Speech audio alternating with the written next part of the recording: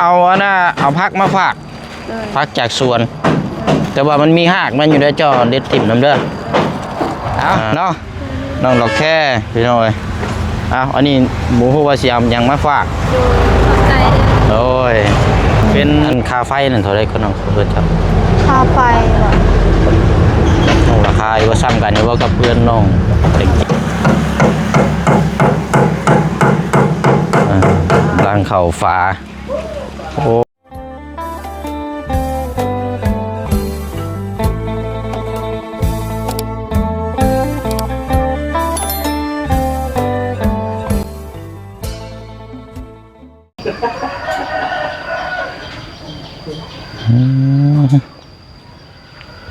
กันไผ่มีโรคภูมิแพ้นี่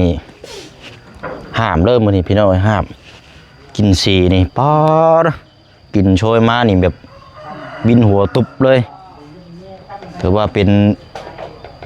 อีกชนิดหนึ่งได้นี่กันเนาะกำลังทาสีกำลังใส่ลูกติ้งอยู่พี่น้อยกำลังตกแต่งหน้าแต่งตาอยู่แฮกกี้ดีนี่เนาะกันว่าเป็นคนกับแก้มแรงป้อยล่อยนะเอาเดี๋ยวจังย่างไปเบิ้งเนาะพี่น้องเนาะเดี๋ยวดิทางเจ้าของคือท่านเจ๋คุณบ่เอาพี่น้อยเนาะกราบสบายดีและสวัสดีพ่อแม่พี่น้องเบิดสุขุสุคนพี่น้องเนาะพบเจอกันอีกคือเก่าคือเดิมพี่น้องเนาะตอนนี้ก็เวลา9 โมงปลายน้อยๆมาอยู่หน้าเขตหรือว่าดูหน้าบ้านฮื่นซ่านของทางน้องใจดีน้ำกันอีกเนาะเมื่อนี้ทั้งสร้างได้มาเหมือนการต่ออีกเมื่อวานนี้พักไป1 วันและทางพ่อน้องเปียวกับโบได้มาเมื่อวานนี้พี่น้องเพราะว่าเขาติดตามเคสของทางน้องอ่อนแน่ก็เลยมาเยี่ยมมายามไปเศร้าแน่มื่อนี้กับพี่น้องเนาะทางมันก็กำลังจะเริ่มเข้าฟ้าแล้วเพราะว่าฝั่งนั้นเห็นตั้งลังลาดขึ้นกำลังต่อเติมอยู่เนาะเอาพอดีมื่อนี้ก็เอาพักจากสวนมาฝากมื่อนี้พี่น้องจักสิเอายังเนาะกันว่าจะเป็นหลอกกุหลาบมันกับโบแมนเลยพี่น้องเอาเป็นแนวยูนักกินนี่แหละ กินพักกินหญ้าไปนี่แหละเห็นนี่ได้ฉะเนาะ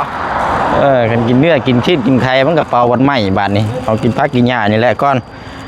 อันนี้เดี๋ยวสิเอาอันนี้พุ่นพี่น้องทั้งแม่น้องใจดีเป็นผักบุ้งเลยให้เราลวกเอาต้มกันก็ว่ากันไปอันนี้สิให้ทั้งมีตู้ทางน้องหลอกแค่เพราะว่าผักนี่เขาสามารถแกงหรือว่าต้มก็ได้ผักผมพี่น้องอันนี้เพื่อนทั้งน้องเพื่อนรู้สึกมาเห็นปลูกอยู่นะพี่น้องเอาตัวนี้แบ่งกันเนาะดูหุ่นบ่เนาะเรากับบัวยางมาเลยอันนี้บาทนี่เอาสลิดไปหาเด้นี่เนาะแล้วก็เอาหน้ามาฝากทั้งสร้างคือเก่าพี่น้องไปมาพี่ก่อนขังไว้รถนะลูกนะเอาว่าเห็ดประตูหัวไว้ให้ ชื่อตะนางมาใส่อ้อมมาลูกพี่ โอ้ยได้โตแล้วพี่น้องเนาะใหญ่เลยก็เล่นอ้อมหน้าอ้อมหลังอยู่โดยเอาสบายดีเลยนี่เลยคือดื้อแท้นี่เอาอันน่ะเอาพักมาฝากพักจากสวนแต่ว่ามันมีหากมันอยู่ในจอเด็ดถิ่มน้ำเด้อเล็ดถิ่มแล้วก็ตกแต่งตัวใดมันเรืองก็เอาถิ่มน้ำว่าเอาหากระโลกมานี่เลือดนอกแล้วก็เอาไปลวกจำแจวเด้ออันนี้เอาไปฝากทั้งสร้างอยู่เทิงจะครบบุครบเลยสร้างเอากับพี่น้องจังมานำกันจะคนเลยเอาเป็นยังหรอกทีมงานทำมาหลายคนอยู่แบ่งกันผู้หนึ่งซื้อน้ำก้อนผู้หนึ่งซื้อน้ำแข็งคอยว่าวแล้วนะโอ้เฮ็ดบาทนี่ออกล้านอันนั้นก็ได้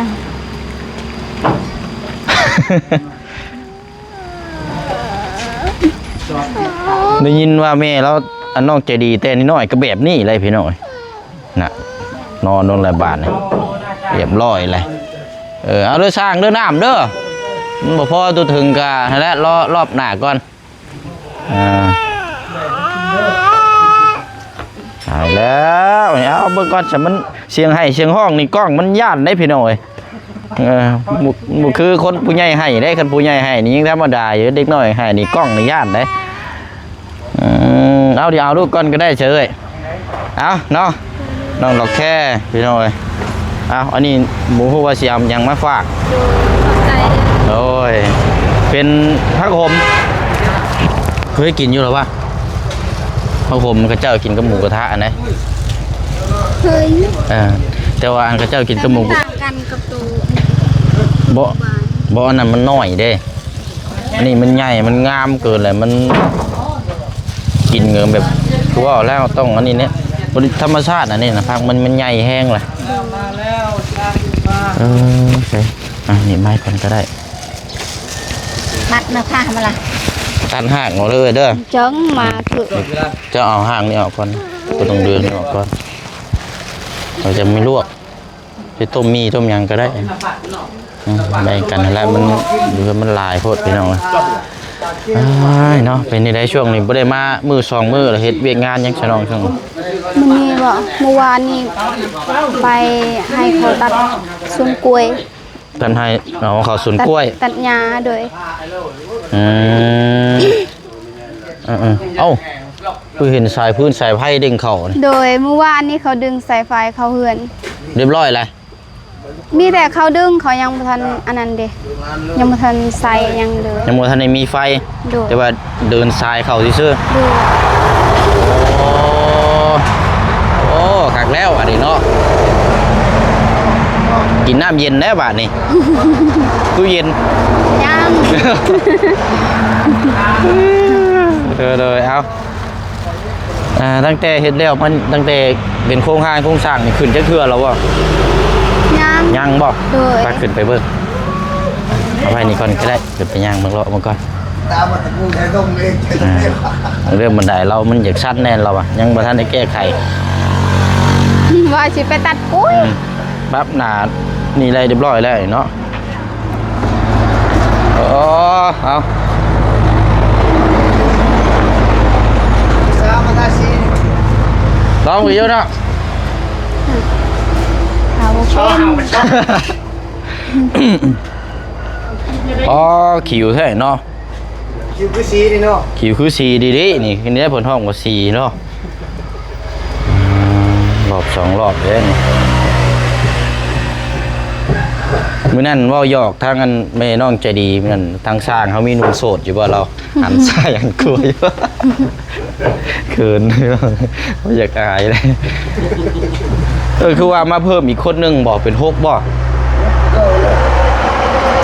จะว่ามีหนุ่มโสดอยู่บ่จักจ้ะจะว่ามีหนุ่มโสดอยู่บ่จักบ่มีอยู่บ่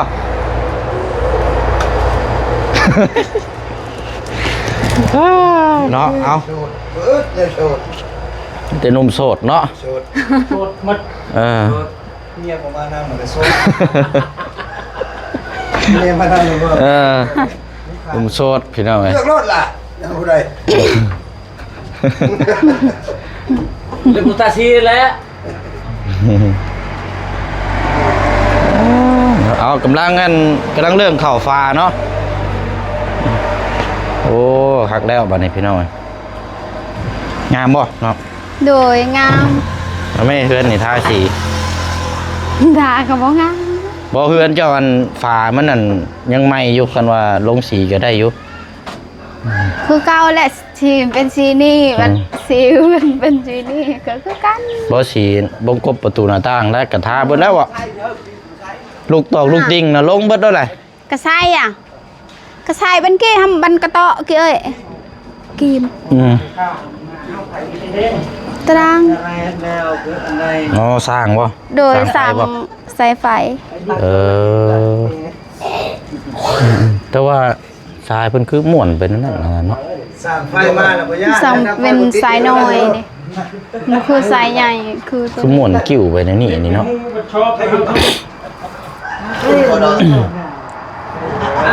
าต้องกินแล้ว ได้ครับผมเพื่อหน้าขึ้นมา มันก็ท่ากินนี่เนาะ คอยเด้อ โอ้ท่าเนี่ยจะสีเข้มฮักอยู่ดีนี่เนาะคักๆแบบนี้เนาะ หน้า ละเอียดคักอยู่ดีพี่น้องเอ้ยผมปิดเลย ตรงนี้มีกลุ่มมีอาจารย์โซ่ ลงยางไปดินน้ำลาวก่อนก็ได้ใช่ไหมคนละ ตารางก่อน โดนแล่ดู ไม่ใช่เป็นเฮ็ดเวียกเห็นงาน เฮ้ย โอ้แล้วได้ข่าวไฟมื้อนี่เนาะ จังยังบ่ฮู้ว่าสิใส่สิได้เลยหรือบ่ยังบ่ฮู้เด้ โอ้เนาะนี่แผนกท่าเนาะมื้อนี้กะแผนกท่าอ๋อ เดาคือแอนเอานี่เรื่องตะนุนมาตะ ดู นุ หนังลาดเนาะมาตรฐานนี่ดินี่ ไหนเด้ออันไหนเด้อ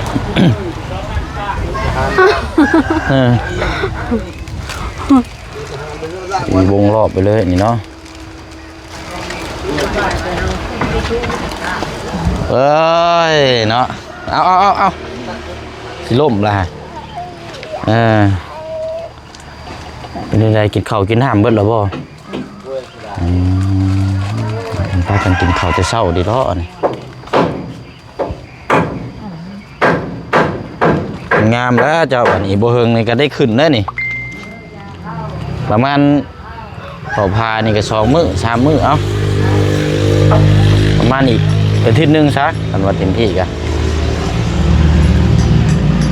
โอ้เนาะกลับแล้วพี่น้อง อันเอาแกเนอตัวยังได้ดอก อันพืชอันนี้เจ้าพากันขุดเองใช่บ่ไผสร้างบ่อ๋อแต่ว่ามันก็พวกนั้นเนาะมันอยากตำกูตัวนี้อยู่เอาแต่งเอาเฮ้ยน้องใจดีได้ไปใช้ฉัน นี่บ่กบมักหา กุมมะขามไปเฮ็ดหยังน่ะ จริงๆเบิ่งโทรศัพท์บ่ อ๋อเห็นกระเจ้าไปนั่งอยู่หั่นมันมีสัญญาณอยู่หั่นบ่2คนกับตะจริง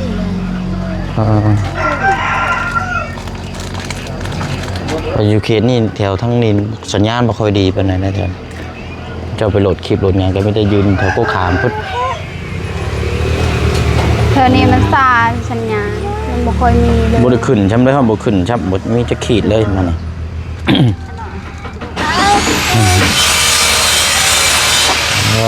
เรามายังกินมีดิบบ่น่ะ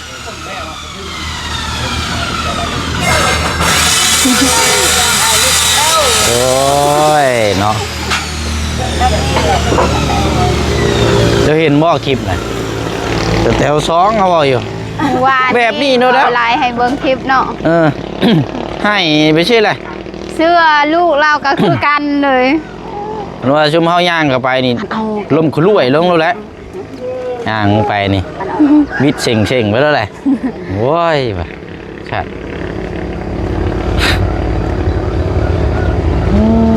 อันคาไฟนั่นเท่าไรคนเอาเพื่อนครับ ค่าไฟบ่ น้องราคาอยู่ว่าซ้ำกันอยู่ว่ากับเพื่อนน้องแต่จริง คือซื้อสำคัญเนี่ย 30 ล้านบ่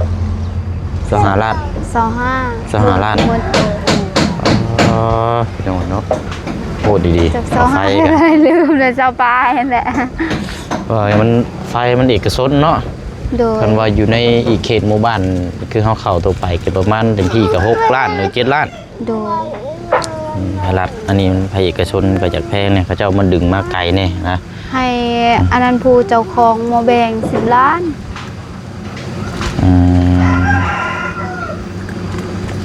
ลงหมอแบงเขาเจ้าของไฟเห็นบ่ โดย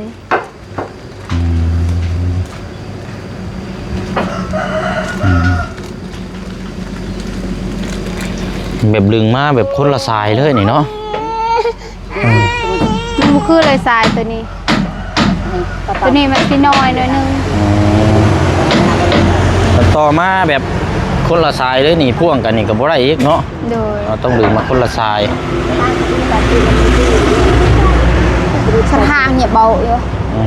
อย่าปลุดตัวแต่ดาว เอาเริ่มแล้วพี่น้องเอ้ยเนาะประมาณช่วงตอนแรงๆพุ่นแหละอันนี้เนาะเขาพามาเบิ่งน้ำกันอีกทีนึงนี่งามเด้มันคล้ายๆแบบสีแดงกับบ่แม่นแดงแบบสีนั่นจังหน่อย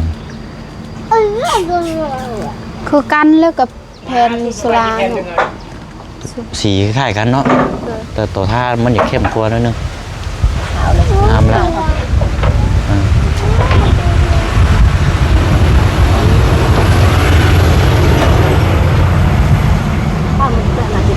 แล้วบัดนี้เนาะเฮือนแล้วแล้วสิมีหยังเซอร์ไพรส์ทั้งพี่น้อง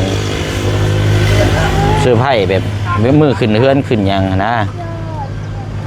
รู้จักหรอ นี่ชา ผมมีหยังว่าต้องมีแล้วเห็นเนาะ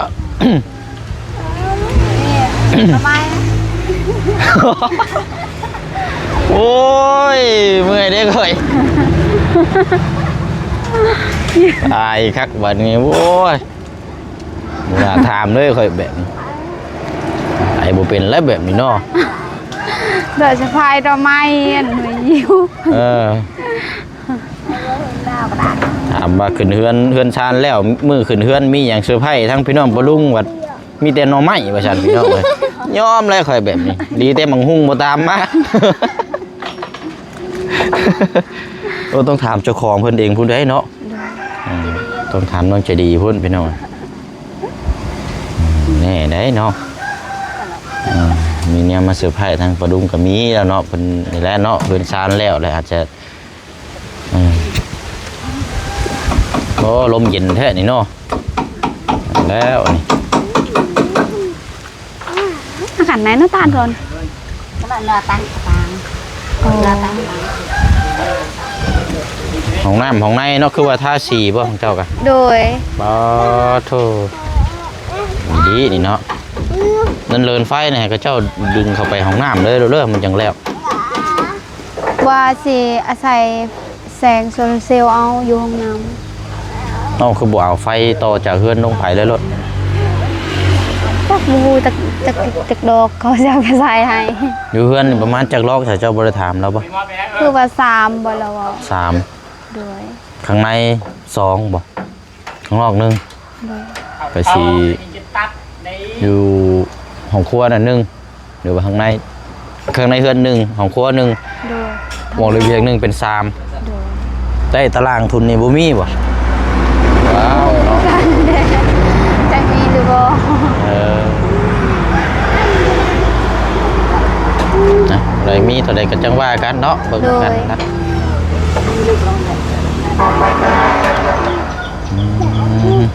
สิไปใช้ต่อเจ้าบัดนี้นะ ไปตัดกล้วย กล้วยชวนผมบ่ โดย โอ้เนาะแสดงว่ากล้วยแก่หลายได้นี่เนาะ โดยมันเน่าหมดแล้ว ตายนี่แหละ บ่ คน มีเวลาไปตัด บ่มีเวลาไปตัดกล้วยมาขายจนเน่าไว้แห อั ละ นนี้ เนาะ กาจักสิได้ไปหรือบ่เพราะว่าทางมันยากนี่บ่นี่เขาอันนั้นเขาคงมีขุดเป็นคลองนำเด้ มองทางขึ้นไปนี่บ่ โดย อย่างยากเลยเนาะ ขนาดมีแต่เฮาบ่ได้แก้กล้วยไปแต่รถก็ยังยากเมื่อวานนี้ ตายต้องตกแต่งไม้ได้ซะเนาะเป็นทางแปลงไม้ ฉันว่าตกในคลองนั่นคอหักเลย อุ้ยระวังเด้เนาะ อันนั้น ร ก็ อดแล้ว มันสูงอยู่ แปลงไม้เนาะ โดย คุยกันแปลงไม้เพราะแต่ก่อนมันเป็นทางเที่ยวขึ้นไปแล้วบ่นี้เขาเจ้าเฮ็ดเฮือนแหละมันต้องเฮ็ดไม้เนาะ ฉันว่ามันมีทางแยกใครแน่เนาะอันนี้มันบ่มีแต่ทางเดียวเด้ อืม ก็เลยมันยาก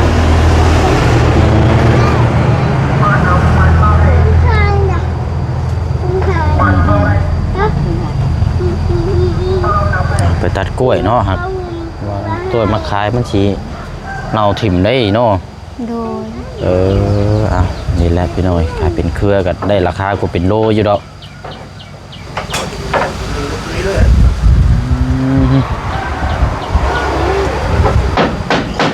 เริ่มแล้ว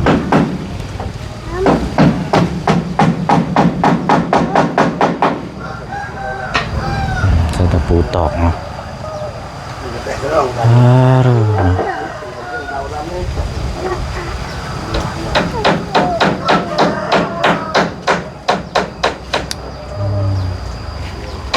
ประเภทไม้เส้นอันนี้เรือเนาะเอาไว้เฮ็ดเตียงอันนี้เด้อเฮ็ดเตียงนั่งเรืออยู่แล้วไม้เฮ็ดเตียงแบบนี้แต่ว่าเฮ็ดแบบดีๆแน่จังน้อยฮะบ่ได้นั่ง ทางเอ้ย เออ เอ้ยแต้วเฮ็ด เป็นบ่เอ้ยแต้วเฮ็ดบ่ เฮ็ดได้อยู่บ่ติบ่ได้ครับ เอ้ยแต้วเป็นบ่เฮ็ดบ่ cho bên thịt cho bên thịt บ่เป็นถามเอ้ยแล้วเอ้ยเป็นเอ้ยเนาะ เซาซีดอกแคเฮ็ดบ่เป็นถามเอ้ยแตว เริ่มเบิ่งเนาะนี่เก็บเศษไม้เศษตอกเก็บไว้นะจะได้ประโยชน์เบิดนั่นแหละคันว่าเฮาเก็บไว้อืมนะใช่แล้วเนาะเดี๋ยวช่วงแรกๆแล้วเดี๋ยวสิมาเยี่ยมยามทำข้าวไหมเดี๋ยวสิมาเบิ่งหลังจากเข้าฟ้าแล้วพี่น้องช่วงแรกพุ่นละเบิ่งนำกันอีกไปเวกต่ออีกก่อนเจ้าก็สิไปแก้กล้วยเนาะ โดย โดยเอาเนาะค่อยมาค่อยไปค่อยไปค่อยมาโดยเอาเด้อน้องเด้อ ไปดีเด้อ โดยไปเนาะพี่น้อยเอายินดีน้ำทางนี้ก็เนาะมอบมีแสงสว่างในเพิ่นซ่านแหละมีตู้เย็นมีหยังเข้ามาก็สบายแล้วบัดนี้ดื่มน้ำเย็นๆเนาะของกินของหมู่มันจังบ่เสีย น้ำเย็นเย็นตู้เย็นเปิดตู้เย็นได้ไง ป้าเนาะตายอยู่แล้วพี่น้องไงยับเด้อจะไปใกล้เด้อสร้างเพิ่นเห็นแน่ค้อนปูลงมาหั่นห้อย สแตว ไปชื่อตะไคร้มาอ้อมไว้เฮือนแล้วนี่ ข้างลูก ชื่อตะไคร้มาอ้อมไว้ค่ะไม่เล่นอยู่ในเฮือนในบัดนี่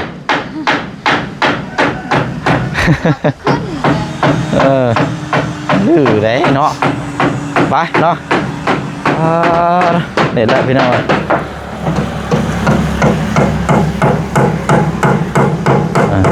รังเข่าฟ้าโอ้งามพี่น้อยเนาะเบื้องใต้นี่ยังงาม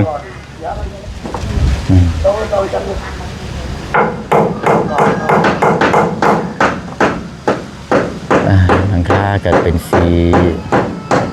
เทาตัดขอบเนาะใส่ขอบข้างขอบอย่างงดงามพี่น้องเนาะเป็นทรงแบบนี้แหละพี่น้องทีถ้าผู้เชี่ยงมักเนาะเป็นเพื่อนซานทรงโบราณนี่ต้องตัดขอบข้างขอบหน้าจะงามจะไปตามสไตล์ตามมุ้ยตามที่ออกแบบตามที่เขาเห็นกันไปตามนั้นแหละบัดนี้พี่น้องเดี๋ยวช่วงแรงๆช่วงเย็นๆเนาะเดี๋ยวจังมาติดตามอัปเดตเบิ่งน้ำขันอีกนะพี่น้องเนาะมื้อนี้เดี๋ยวว่าคลิปนี้ลาพี่แล้วน้องไปก่อนเนาะเดี๋ยวไปเวกต่ออีกก่อนบ๊ายบายเด้อพี่น้องเด้อเนาะทำกันเบิดสุขุสุคนนะพี่น้องเนาะสบายดีพี่น้องเนาะ